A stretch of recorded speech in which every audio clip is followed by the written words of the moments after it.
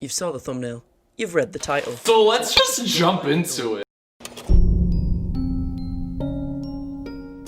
The Miskatonic is a Lovecraftian horror comedy visual novel. If you don't understand what all those words mean, let me explain. Lovecraftian. If you've seen any of my videos before, you know your boy loves his Lovecraft. I mean, Jesus fucking Christ, my first video was literally titled Lovecraftian Waifus. The word Lovecraftian is in reference to the author, H.P. Lovecraft. Who would have thunk? For those of the uninitiated, he is known for his take on horror.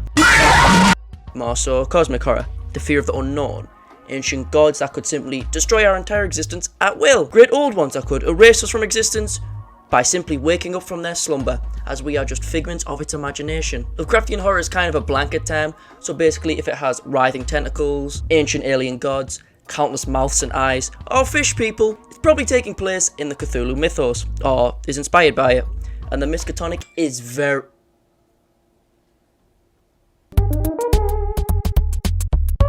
Motherfucker. And the Miskatonic is very much Lovecraftian. The word comedy is pretty self-explanatory. But if you didn't know what it means, when something is happy fun times. Get it? Cool. Visual novel? Okay. Visual novels are a very niche medium that I've explained before in my aforementioned Lovecraftian Waifus video.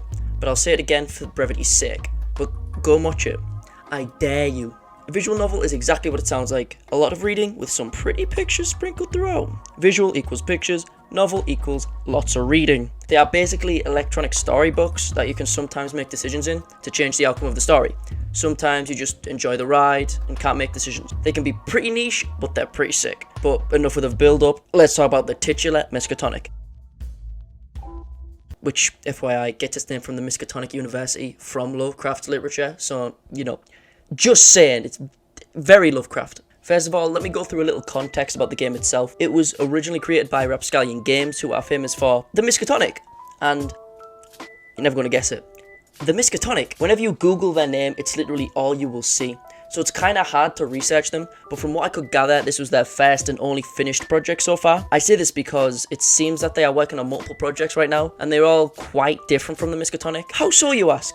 Well, from time to time, the Miskatonic will have some funny adult humour. The rest of Rapscallion's work is, let's say, a lot more adult, from which I could gather it seems Rapscallion is currently working on some comic series such as Mad Maggie and Snuggles the Clown, as well as another visual novel which is a lot more adult called Bella the Barbarian Barmaid. Fucking nailed that first time. In case you haven't noticed, I haven't put any screenshots on screen for these titles because they are pretty saucy. So out of all of the works of Rapscallion that I could find anything about, it seems that the Miskatonic is the least raunchy, to put it lightly. The creator seems to also upload most of his stuff on his Patreon and his Twitter, but be warned, I am of the ripe old age of 19, so I'm allowed to look at this shit. If you're still drinking Capri Suns, back the fuck up. But the art's not that bad, I'm not gonna lie. So, some more context. From what I could tell, this game was fully funded by Kickstarter, which is kind of fucking sick. Games like Darkest Dungeon and Pillars of Eternity were also funded by Kickstarter. These games are somewhat unrelated, but I thought I'd just mention them because I really suggest you play them. One interesting thing can arise from being funded by Kickstarter though. Well, interesting in my opinion, and that thing is that you can see a game evolve over time. If you look at the game's original Kickstarter trailer, it is said to be a side-scrolling horror comedy visual novel. And I've played this game a couple times, and I can say this much. They ain't no side-scrolling. They also said it would be inspired by the likes of games such as Resident Evil, Deadly Premonition, and Eternal Darkness. Classics, by the way. And would also have old-school survival horror key puzzles. Yet again, no such puzzles. And as a result, it is much more of a kinetic novel than anything. Is this necessarily a bad thing? Fuck no! This game is the tits. Have you read the title? I mean, for fuck's sake, I'm telling you to buy it, you daft git. It seems that maybe somewhere during the process of this game being created, the programmer left, and as a result, the scale had to be dialed back. Or maybe for some other reason. I had to comb through what I could find on the Kickstarter page, but as I'm not a backer, the info I have is limited, so without confirmation or a convo with the man who made it himself, I ain't got a fucking clue. All I'm saying is, on the Kickstarter's page, you can find a pre-alpha build of the game, and it's very interesting to play the full release of the game, and then going back to this, as I didn't hear about the game until a few months after release, as I was not part of the Kickstarter or anything like that. So it's really fucking cool to look at the history of this game's evolution and see all the heart and soul behind it. Just download the pre-alpha for yourself and look at all the nerdy horror references crammed into it. It really shows how much passion is behind this shiz, because we got shit from Dead Space, Silent Hill, Evil Dead, and some cooler shit. Sorry for reusing this meme from a while ago from an old vid, but fucking...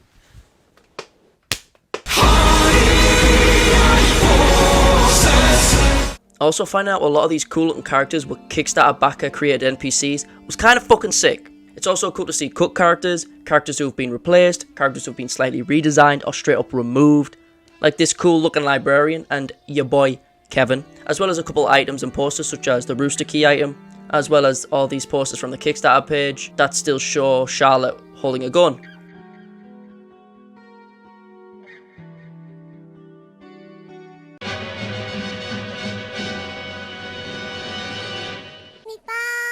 I've gotten a little ahead of myself, and despite my attempts to do so, have yet to talk about the actual full release of the game. So let me talk to you about the world of the Miskatonic and how it uses Lovecraft's literature to build a world. FYI, I'll pretty much be reading everything from a trailer from the game called the Timeline trailer. Makes sense? Cool.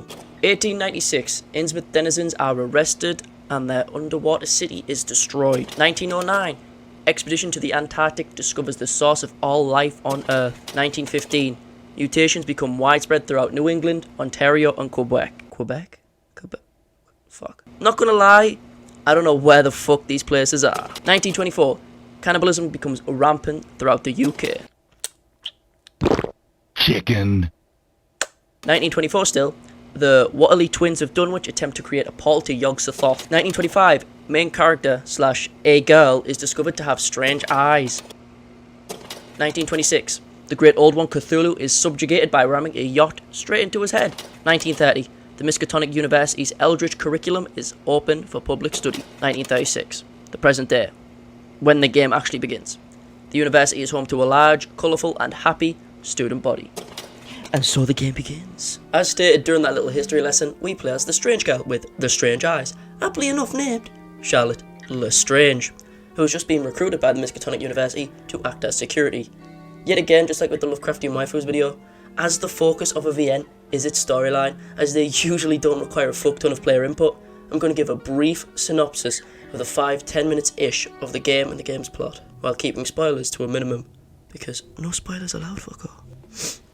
As stated, Charlotte, the witch who praises Shub-Niggurath, was hired as security for the humble university, and spends most of her fest days meeting the faculty and students, best of which being the homie Bob, who lets us know that the reason we are working here at this esteemed establishment is due to our pretty epic eyes. Despite the fact that I can't tell if those round things next to his logos are eyes, but to be honest, it doesn't matter, because he has one hell of a smile. He tells us that we will be working as security as well as aiding the university with research into our special little peepers. So, for now we are dismissed, and we're off. Next homie we are shown is the boy Johnny Guitar, who has a strange case of Mike Tyson tattoo, and he is the head of internal security at the Miskatonic. We have a little bit of banter, and he proceeds to introduce us to some of the more important characters in the plot, who may or may not be important later, as well as this cool looking talking wall, who seems quite chill. This is an unrelenting. Fuck my voice. Yeah, he seems pretty chill. We then proceed to leave and bump into the only real British boy. This is Eddie. Crazy Eddie. He hunts monsters. And shit, he's not too important, he's just vibing for now. Then the French lass from the intro that I didn't talk about shows up. Neat. She's called Marie Peanut Butter for some fucking reason, and she's mental, just like most French birds. But her hand looks fucking weird, but it's kinda cool. Then we meet this thing. It is the librarian. Neat. Will she ever appear again? Not really, but she kinda quirky though. Now speaking of things that are pretty totes adorbs, we are then shown the best character in the game. Who is this character, you ask? What are they like? Well, this is Lizzie, and she's one of the only characters in the game who remains pretty untouched since the game's first concept art on Kickstarter, besides her and Charlotte. Most of the characters have had personality shifts like Bob. In the pre-alpha he's kinda chill, but in the full game he's pretty conspicuous, for totally unimportant reasons. I digress though. Let's talk about this absolutely adorable, awesome atrocity. All you need to know is that she must... That is all. She's kinda important. We then meet the nearest dinner lady. She will literally never show up again. At the same time, we meet Annie, who is British boy Eddie's sister, and she is mental. She is a mental cannibal, just like her brother. Like most English birds, her entire character is that she wants to eat ass. The last Brit we meet is the university's announcer, Mindy. I ain't gonna lie, for some reason her dialogue always gave me a couple giggles. To be honest, most characters cause me to have a decent amount of giggles because, you know, as I literally said in the first 10 seconds of the video, it is a comedy. So don't be shocked if you get a little chuckle or two, okay? Cool. The two most important characters are then introduced, first of which being Dr. Theris Valentine. This totally not suspicious man in a trench coat without any eyes, because men in trench coats are always trustworthy. The second character we are introduced to, who is pretty important, is Roman. She was part of the witches' coven that the homie Charlotte was in, so they're pretty good mates. She's also one of the teachers at the Miskatonic, as she believes that being a teacher at the university will allow her to preach Shub Niggerrath's message of loving a lot more, as she believes that the Miskatonic is the forefront of everything occult. We are then shown to our dorm, and then have a nice game. Yeah, we now have the ability to talk to random dudes, but I'll go deeper into that later. So let's skip all the introductions and all the little bits and pieces, and I'll go a little bit more into the main plot.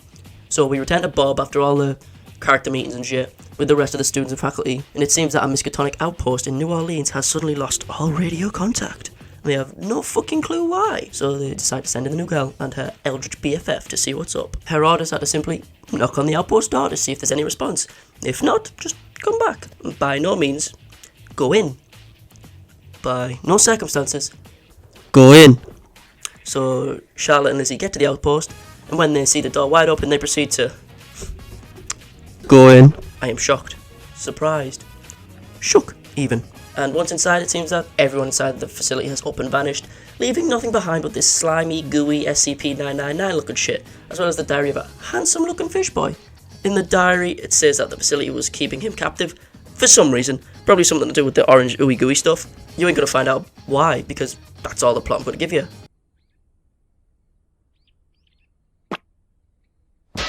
It's like the first major plot point in the game, so yeah, no more. So let's talk about the way the game progresses. You know, that wording was funny, but basically I just mean gameplay. It starts off with exposition, where you're just given an info dump describing the state of the world, which is kind of cool.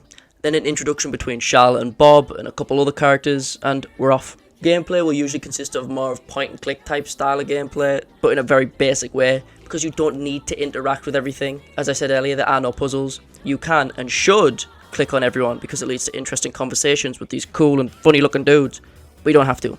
Gameplay is usually turned into one of two segments: patrols and reading. Patrol mode is the side-scrolling-esque format you see in front of you now, where you can choose who to talk to and what to do, and what to inspect and look at, which leads to reading segments, which leads into the reading. So you read, then you choose who you want to talk to, which causes you to read more, and there is no voice acting, which I am perfectly fine with.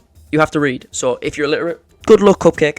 I mean it. I mean, this game was inspired by H.P. Lovecraft. What the fuck were you expecting? It gets kinda hard to recommend this game to someone who isn't either a Lovecraft fan or a fan of visual novels, or both, like moi. So if you're either, and the art style hasn't captivated you, which it should have, I don't know. I guess this wouldn't be a bad game to get you into visual novels, as it's quite short, only clocking in at around 2 to 3 hours if you talk to everyone. So you'll probably go through this in one sitting, and it's always dead fucking cheap and quite often on sale, so you really can't go wrong with it. Pretty sure I got it for less than £2 and I got more than enough.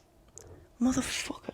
I'm pretty sure I got this for less than £2 and I got more than enough value out of my money. This video has zero fucking structure, and I am aware, but I don't want to show off all of the colourful cast of the game because I think that discovering all the students and faculty at the Miskatonic, as well as their designs and personalities, is part of the game's charm, so my inability to do so significantly cuts down the amount of shit I can talk about. And as I also want to maintain secrecy about the plot, I also can't talk about the game's content too much either, so I apologise. I'm being incredibly fucking vague. But I'll say this much: The Miskatonic is a charming Lovecraftian visual novel with a sick looking art style, funny writing, and a colourful cast to boot, as well as an engaging plotline, despite the fact I haven't discussed it too much here.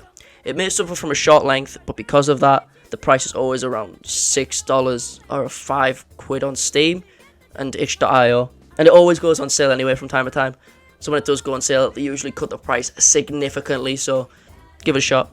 Even if you're like me and your PC can't run the fucking latest patch of Bloons Tower Defense, it's a VM, so you'll be able to run it. So yeah, I love Lovecraft, and I love Lovecraftian waifus, so it's the perfect fucking game for me. Also, real fucking quick, I couldn't find anywhere to put this in the script, but one character in the game looks strangely similar to a character from another visual novel, but maybe that's just me. Anywho, that was why you should buy the Miskatonic.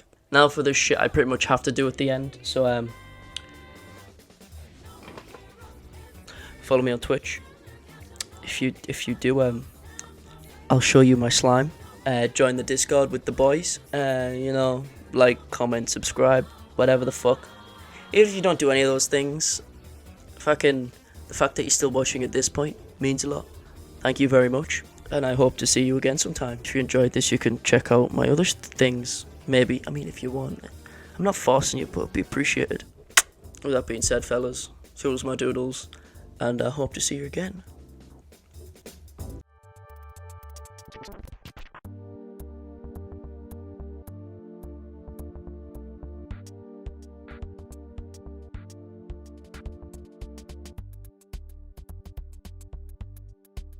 Groovy.